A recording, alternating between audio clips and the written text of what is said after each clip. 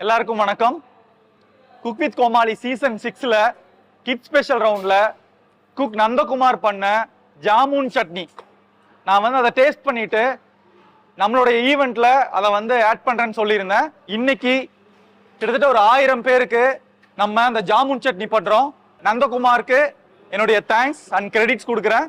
So ரொம்ப ரொம்ப சந்தோஷம். இந்த டிஷ்ஷை இங்க 1000 பேருக்கு அதை அப்படியே ரீக்ரியேட் பண்றோம். நாவல் பழம் கொட்டை எடுத்து வச்சிருக்கோம், பச்சை மிளகா, புளி, உப்பு, பெருங்காயத்தூள், அவ்வளவுதான். அதை அப்படியே பச்சையை அரைச்சு சர்வ் பண்ண போறோம்.